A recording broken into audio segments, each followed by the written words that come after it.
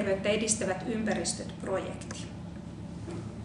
Projektin tavoitteena on kerätä ja analysoida tietoa ympäristötekijöistä, jotka vaikuttavat positiiviseen mielenterveyteen 15 Euroopan alueella, sekä arvioida näiden tekijöiden vaikutusta mielenterveyden edistämisen strategioihin, politiikkoihin ja ohjelmiin.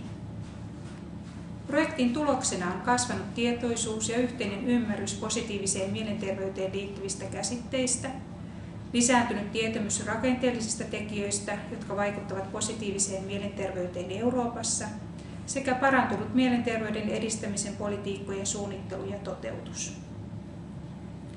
Projektin tuotoksina julkaistaan raportti tekijöistä, jotka vaikuttavat myönteisesti mielenterveyteen ja politiikkaan 17 Euroopan alueella. Lisäksi julkaistaan teoreettinen opas positiiviseen mielenterveyteen vaikuttavista tekijöistä sekä malli mielenterveyden edistämisen seurannan tueksi. Materiaali käännetään 4 eri kielelle.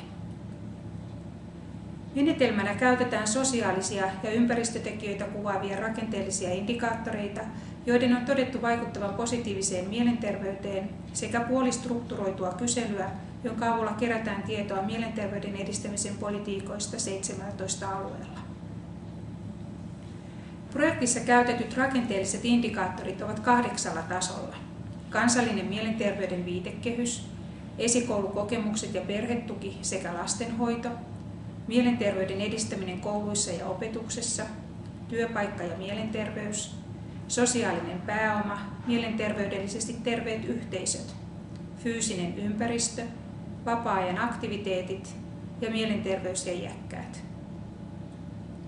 Teoreettinen opas tarjoaa näyttöön perustuvan katsauksen rakenteellisten tekijöiden vaikutuksesta positiiviseen mielenterveyteen.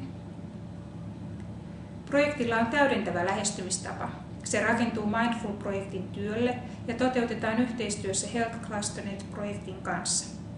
Projekti myötävaikuttaa myös Euroopan yhteisön terveysindikaattorit-ohjelmaan.